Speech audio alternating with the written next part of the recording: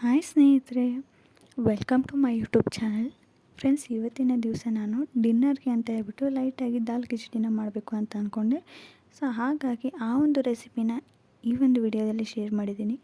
ವಿಡಿಯೋನ ಸ್ಕಿಪ್ ಮಾಡದೆ ಕೊನೆ ತನಕ ನೋಡಿ. ಹಾಗೆ ವಿಡಿಯೋ ಇಷ್ಟ ಆಗಿದ್ರೆ ಪ್ಲೀಸ್ ಲೈಕ್ ಬಟನ್ನ ಕ್ಲಿಕ್ ಮಾಡಿ, ಸಬ್ಸ್ಕ್ರೈಬ್ ಮಾಡ್ಕೊಳ್ಳೋದನ್ನು ಮರಿಬೇಡಿ ಫ್ರೆಂಡ್ಸ್. ಸೊ ಹೋಟೆಲ್ ಸ್ಟೈಲ್ನಲ್ಲಿ ಯಾವ ರೀತಿ ದಾಲ್ ಕಿಚಡಿನ ಮಾಡಬೇಕು ಅಂತ ಹೇಳ್ತಾ ಇದ್ದೀನಿ. ಸೊ ನಾನು ಅರ್ಧ ಗ್ಲಾಸ್ ಅಕ್ಕಿನ ತೊಗೊಂಡಿದ್ದೀನಿ, ಅರ್ಧ ಗ್ಲಾಸ್ ಹೆಸರು ಬೇಳೆನ ತೊಗೊಂಡಿದ್ದೀನಿ, ಹಾಗೆ ಅರ್ಧ ಗ್ಲಾಸು ಚೆನ್ನಾಗಿ ಬೇಳೆನ ತೊಗೊಂಡಿದ್ದೀನಿ. ಸೊ ಇವು ಮೂರೂ ಕೂಡ ಸ್ವಲ್ಪ ನೀರು ಹಾಕಿಬಿಟ್ಟು ಒಂದು ಅರ್ಧ ಗಂಟೆ ನೆನೆಯೋಕ್ಕೆ ಬಿಟ್ಬಿಡಬೇಕು. ನಿಮಗೇನಾದರೂ ಅರ್ಜೆಂಟ್ ಇದ್ದರೆ ಸೊ 15 ಮಿನಿಟ್ಸ್ ನೆನೆದ್ರೆ ಸಾಕಾಗುತ್ತೆ. ಇಲ್ಲಾಂದರೆ ಒಂದು ಹಾಫ್ ಆನ್ ಅವರ್ ನೆನೆದ್ರೆ ಸೊ ಚೆನ್ನಾಗಿ ಬರುತ್ತೆ. ಹಾಗಾಗಿಬಿಟ್ಟು ಅದನ್ನ ನೆನೆಸಿದಾದ್ಮೇಲೆ ನಾನಿಲ್ಲಿ ಕುಕ್ಕರ್ನಲ್ಲಿ ಆ ಬೇಳೆನ ಅಕ್ಕಿನ ಹಾಕಿಬಿಟ್ಟು ಅದಕ್ಕೆ ಒಂದು ಸ್ವಲ್ಪ ಒಂದು 2 ಗ್ಲಾಸ್ನ ನೀರು ಹಾಕಿಬಿಟ್ಟು ಒಂದು ಸ್ವಲ್ಪ ಅರಿಶಿನ ಹಾಗೆ ಉಪ್ಪು, ನಿಮಗೆ ರುಚಿಗೆ ತಕ್ಕಷ್ಟು ಎಷ್ಟು ಉಪ್ಪು ಬೇಕೋ ಅಷ್ಟನ್ನು ಹಾಕಿಬಿಟ್ಟು 2 ವಿಸಿಲ್ನ ಹೊಡೆಸ್ಕೋಬೇಕಾಗುತ್ತೆ. ಸೊ ನೆಕ್ಸ್ಟ್ ಇಲ್ಲಿ ನಾನು ಒಗ್ಗರಣೆ ಹಾಕೋದಕ್ಕೆ ಸ್ವಲ್ಪ ಗರಂ ಮಸಾಲ, ಸ್ವಲ್ಪ ಕೊರಿಯಂಡರ್ ಪೌಡರ್ ಹಾಗೆ ಅರಿಶಿನ ಪುಡಿನ ತೊಗೊಂಡಿದ್ದೀನಿ. ಈರುಳ್ಳಿ, ನಾವು ನಮ್ಮ ಕಡೆ ಉಳ್ಳಾಗಡ್ಡಿ ಅಂತೀವಿ. ಸೊ ಹಾಗಾಗಿ ಈರುಳ್ಳಿ ಹಾಗೆ ಕೊತ್ತಂಬರಿ, ಇಲ್ಲಿ ಬೆಳ್ಳುಳ್ಳಿ, ಮೇಯ್ನಾಗಿ ಬೆಳ್ಳುಳ್ಳಿ ನೀವೇನು ಮಾಡಬೇಕು ಅಂದರೆ ಸಣ್ಣದಾಗಿ ಕಟ್ ಮಾಡಿ ಹಾಕ್ಕೊಳ್ಳಿ, ಹಾಗಾಗಿ ಅದು ಟೇಸ್ಟ್ ಚೆನ್ನಾಗಿ ಬರುತ್ತೆ. ಅದಾದಮೇಲೆ ಹಸಿ ಶುಂಠಿ, ಹಸಿಮೆಣಸಿನ್ಕಾಯಿ, ಟೊಮೆಟೊ, ಸ್ವಲ್ಪ ಕಸೂರಿ ಮೇಥಿ, ಸ್ವಲ್ಪ ಜೀರಿಗೆ ಹಾಗೆ ಸ್ವಲ್ಪ ಬೆಣ್ಣೆ ತೊಗೊಂಡಿದ್ದೀನಿ. ನೀವು ಎಣ್ಣೆನೂ ಕೂಡ ಯೂಸ್ ಮಾಡ್ಬೋದು. ನಿಮಗೆ ಹೋಟೆಲ್ ಸ್ಟೈಲ್ನಲ್ಲಿ ಬೇಕು ಅಂದರೆ ನೀವು ಇಲ್ಲಿ ಬೆಣ್ಣೆ ಸ್ವಲ್ಪ ಎಣ್ಣೆ ಎರಡೂ ಕೂಡ ಮಿಕ್ಸ್ ಮಾಡಿ ಯೂಸ್ ಮಾಡಿ. ಸೊ ನಾನು ಇಲ್ಲಿ ಒಂದು ಪ್ಯಾನ್ಗೆ ಸ್ವಲ್ಪ ಎಣ್ಣೆ ಹಾಗೆ ಬೆಣ್ಣೆನ ಕಾಯಕ್ಕಿಟ್ಟಿದ್ದೀನಿ. ಇದಕ್ಕೆ ನಾನು ಜೀರಿಗೆನ ಹಾಕ್ಕೊಳ್ತೀನಿ ಇವಾಗ. ಸೊ ಜೀರಿಗೆ ಸ್ವಲ್ಪ ಜೀರಿಗೆ ಫ್ಲೇವರ್ ಬಿಡೋವರೆಗೂ ಸ್ವಲ್ಪ ಫ್ರೈ ಮಾಡಬೇಕಾಗುತ್ತೆ. ಗ್ಯಾಸ್ನ ಲೋ ಫ್ಲೇಮಲ್ಲಿಡಿ, ಯಾಕಂದರೆ ಬೆಣ್ಣೆ ಹಾಕಿದ ತಕ್ಷಣ ಸ್ವಲ್ಪ ಕಡಕ್ಕಾಗಿ ಕಾಯೋದು ಬಿಟ್ಟರೆ ಅದೆಲ್ಲ ಕಪ್ಪಾಗಿ ಹೊತ್ತು ಹೋಗಿಬಿಡುತ್ತೆ. ಹಾಗಾಗಿಬಿಟ್ಟು ಸ್ವಲ್ಪ ಲೋ ಫ್ಲೇಮಲ್ಲಿಟ್ಟು ಸಡನ್ನಾಗಿ ಆವಾಗಲೇ ನೀವು ಜೀರಿಗೆ ಒಗ್ಗರಣೆ ಹಾಕೋಕ್ಕೆ ಸ್ಟಾರ್ಟ್ ಮಾಡಿ. ಸೊ ಇದಾದಮೇಲೆ ನಾನು ಬೆಳ್ಳುಳ್ಳಿನ ಹಾಕ್ತಾಯಿದ್ದೀನಿ. ಬೆಳ್ಳುಳ್ಳಿ, ಹಸಿಮೆಣಸಿನ್ಕಾಯಿ, ಅಲ್ಲ ಅಂದರೆ ಹಸಿ ಶುಂಠಿ, ಇದನ್ನು ಹಾಕಿಬಿಟ್ಟು ಚೆನ್ನಾಗಿ ಫ್ರೈ ಮಾಡಬೇಕು. ಸೊ ಇದೆಲ್ಲವನ್ನು ಫ್ರೈ ಮಾಡಿದ್ಮೇಲೆ ನಾನು ಇಲ್ಲಿ ಹಸಿಮೆಣಸಿನ್ಕಾಯಿ 2 ತೊಗೊಂಡಿದ್ದೀನಿ, ಚಿಕ್ಕದಾಗಿ 2 ಹಸಿಮೆಣಸಿನ್ಕಾಯಿ ತೊಗೊಂಡಿದ್ದೀನಿ. ಯಾಕಂದರೆ ನಾನು ಚಿಕ್ಕ ಮಕ್ಕಳಿಗೂ ಕೂಡ ಸೇರಿಸಿ ಮಾಡ್ತಾ ಇರೋದ್ರಿಂದ 2 ಹಸಿಮೆಣಸಿನ್ಕಾಯಿನ ಚಿಕ್ಕದಾಗಿ ಕಟ್ ಮಾಡ್ಕೊಂಡು ಯೂಸ್ ಮಾಡ್ಕೊಂಡಿದ್ದೀನಿ. ನೀವು ಬೇಕಂದರೆ ಖಾರ ಜಾಸ್ತಿ ಬೇಕಂದರೆ ಜಾಸ್ತಿನೂ ಹಾಕ್ಕೋಬೋದು. ನಾನಿಲ್ಲಿ ಕೊತ್ತಂಬರಿ ಹಾಗೆ ಕಟ್ ಮಾಡಿ ಇಟ್ಕೊಂಡಿರೋ ಈರುಳ್ಳಿನೂ ಹಾಕ್ತಾಯಿದ್ದೀನಿ. ಸೊ ಅದನ್ನು ಕೂಡ ಚೆನ್ನಾಗಿ ಫ್ರೈ ಮಾಡಬೇಕು. ಎಷ್ಟಾಗುತ್ತೋ ಅಷ್ಟು ಚಿಕ್ಕದಾಗಿ ಹೆಚ್ಕೊಳ್ಳಿ, ಅಂದರೆ ತಿನ್ನೋಕ್ಕೆ ಟೇಸ್ಟ್ ಚೆನ್ನಾಗಿ ಬರುತ್ತೆ. ಇಲ್ಲ ಅಂದರೆ ಆ ಈರುಳ್ಳಿ ಬಾಯಲ್ಲಿ ಕಚ್ ಅಂತ ಸೌಂಡ್ ಬರ್ತಾಯಿದ್ರೆ ಅಷ್ಟೊಂದು ತಿನ್ನೋಕ್ಕೆ ಟೇಸ್ಟ್ ಚೆನ್ನಾಗಿ ಬರೋದಿಲ್ಲ. ಹಾಗಾಗಿ ಎಷ್ಟಾಗುತ್ತೋ ಅಷ್ಟು ಚಿಕ್ಕದಾಗಿ ಈರುಳ್ಳಿನ ಕಟ್ ಮಾಡ್ಕೊಳ್ಳಿ. ಈರುಳ್ಳಿ ಆಗಿರ್ಬೋದು, ಟೊಮೆಟೊ ಆಗಿರ್ಬೋದು. ಅದಾದಮೇಲೆ ಇದನ್ನು ಚೆನ್ನಾಗಿ ಫ್ರೈ ಮಾಡಬೇಕು. ಸೊ ಅದನ್ನು ಲೋ ಫ್ಲೇಮಲ್ಲಿಟ್ಟು ಚೆನ್ನಾಗಿ ಫ್ರೈ ಮಾಡಿ, ಹಾಗೆ ಸ್ವಲ್ಪ ಉಮ್ಗೊಯ್ಯೋಕ್ಕೆ ಅಂತ ಹೇಳ್ಬಿಟ್ಟು ಅದನ್ನು ಲಿಡ್ನ ಕ್ಲೋಸ್ ಮಾಡಿ ಸ್ವಲ್ಪ ಉಮ್ಗೊಯಿಸಿ.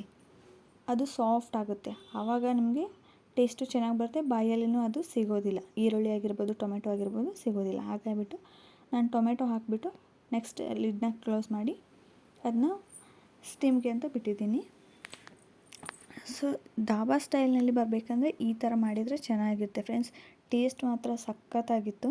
ಹಾಗಾಗಿಬಿಟ್ಟು ನಾನು ಡೈಲಿ ಏನು ಮಾಡ್ತೀನಿ, ಸ್ವಲ್ಪ ಬೆಣ್ಣೆನ ಅವಾಯ್ಡ್ ಮಾಡಿ ಎಣ್ಣೆನ ಹಾಕಿ ಮಾಡ್ತಿದ್ದೆ, ಬಟ್ ಟೇಸ್ಟ್ ಈ ಥರ ಬರ್ತಿರ್ಲಿಲ್ಲ. ಈ ಸರಿ ನಾನು ಬೆಣ್ಣೆನ ಯೂಸ್ ಮಾಡಿದೆ. So same to same hotel ಸ್ಟೈಲ್ನಲ್ಲಿನೇ ಆಗಿತ್ತು. ಹಾಗಾಗಿಬಿಟ್ಟು ರೆಸಿಪಿನ ಶೇರ್ ಮಾಡಿದೆ. ಸೊ ವಿಡಿಯೋ ಇಷ್ಟ ಆದರೆ ಪ್ಲೀಸ್ ಒಂದು ಲೈಕ್ ಬಟನ್ನ ಕ್ಲಿಕ್ ಮಾಡೋದನ್ನು ಮರಿಬೇಡಿ, ಹಾಗೆ ಸಬ್ಸ್ಕ್ರೈಬ್ ಮಾಡ್ಕೋದನ್ನು ಮರಿಬೇಡಿ ಫ್ರೆಂಡ್ಸ್. ಇವಾಗ ನಾನು ಇದನ್ನು ಸ್ವಲ್ಪ ಅದರಲ್ಲೇ ಸ್ಮ್ಯಾಶ್ ಮಾಡ್ತಾಯಿದ್ದೀನಿ. ಹಾಗಾಗಿಬಿಟ್ಟು ಇದಕ್ಕೆ ಸಾಲ್ಟನ್ನ ಹಾಕೋಬೇಕು.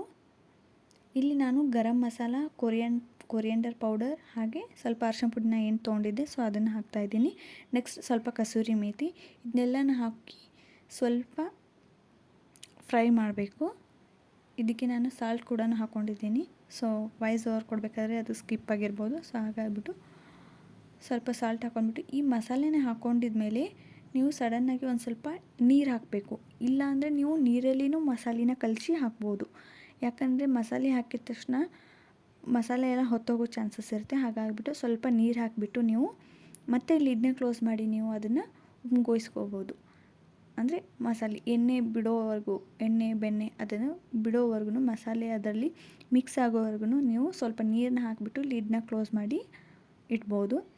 ಸೊ ನೋಡಿ, ಇವಾಗ ನಾನು ಮಸಾಲೆ ಎಲ್ಲ ಇದಾಗಿದೆ, ಮಿಂಗಲಾಗಿದೆ, ಕರೆಕ್ಟಾಗಿ ಹೊಂದ್ಕೊಂಡಿದೆ. ಇವಾಗ ನಾನು ಅದಕ್ಕೆ ಕುದಿಸಿರೋ ಬೇಳೆ ಮತ್ತು ಅಕ್ಕಿನ ಅಂದರೆ ಅನ್ನನ ನಾನು ಇದಕ್ಕೆ ಹಾಕ್ತಾಯಿದ್ದೀನಿ. ಸೊ ಇದನ್ನು ಚೆನ್ನಾಗಿ ಮಿಕ್ಸ್ ಮಾಡ್ಕೋಬೇಕು. ಇದನ್ನು ಮಿಕ್ಸ್ ಮಾಡಿಬಿಟ್ಟು ಇದಕ್ಕೆ ಸ್ವಲ್ಪ ನೀರನ್ನ ಹಾಕ್ಕೋಬೇಕು. ನಿಮಗೆ ಎಷ್ಟು ಸ್ವಲ್ಪ ನಿಮಗೆ ತಿಳಿಯಾಗಬೇಕು ಅಂದರೆ ನೀರು ಜಾಸ್ತಿ ಹಾಕ್ಕೋಬೇಕು, ಇಲ್ಲಾಂದರೆ ಗಟ್ಟಿಯಾಗಿ ಪರವಾಗಿಲ್ಲ ನಡೆಯುತ್ತೆ ಇವಾಗೆ ತಿಂತೀವಿ ಅನ್ನೋದಾದರೆ ನೀರನ್ನ ಸ್ವಲ್ಪ ಹಾಕ್ಕೋಬೇಕು. ಅದನ್ನ ನೋಡಿಬಿಟ್ಟು ನೀವು ಹಾಕ್ಕೊಳ್ಳಿ. ಸೊ ನಾನಿಲ್ಲಿ ಮಸಾಲೆ ತೊಗೊಂಡಿದ್ದೆ ಅಲ್ವಾ, ಸೊ ಆ ಒಂದು ಕಪ್ಪಿಂದ 2 ಕಪ್ಪಷ್ಟು ಅಳತೆಗೆ ನಾನು ನೀರನ್ನ ಹಾಕ್ಕೊಂಡಿದ್ದೀನಿ. ನೋಡಿ, 2 ಕಪ್ಪು ಅಳತೆಯಲ್ಲಿ ನಾನು ನೀರನ್ನ ಹಾಕ್ಕೊಂಡ್ಬಿಟ್ಟು ನಾನು ಮಿಕ್ಸ್ ಮಾಡಿಬಿಟ್ಟು ಮತ್ತೆ ಲಿಡ್ನ ಕ್ಲೋಸ್ ಮಾಡಿ ಇಡ್ತೇನೆ. ಸೊ ಇದೇ ಥರ ಒಳ್ಳೆ ರೆಸಿಪೀಸ್ ಆಗಿರ್ಬೋದು, ಅಥವಾ ಕಿಚನ್ ಟಿಪ್ಸ್ ಆಗಿರ್ಬೋದು, ಕ್ಲೀನಿಂಗ್ ಟಿಪ್ಸ್ ಆಗಿರ್ಬೋದು, ಬ್ಯೂಟಿ ಟಿಪ್ಸ್ ಆಗಿರ್ಬೋದು, ಈ ಥರ ಎಲ್ಲನೂ ನಾನು ಈ ಒಂದು ಚಾನಲಲ್ಲಿ ಹೇಳ್ತೀನಿ. ಸೊ ಹಾಗಾಗಿ ಪ್ಲೀಸ್ ಚಾನಲ್ನ ಸಬ್ಸ್ಕ್ರೈಬ್ ಮಾಡ್ಕೊಳ್ಳಿ. ಇಷ್ಟ ಆಗಿದ್ದರೆ ಲೈಕ್ ಬಟನ್ನ ಕ್ಲಿಕ್ ಮಾಡಿ, ಕಮೆಂಟ್ ಮಾಡೋದನ್ನು ಮರಿಬೇಡಿ.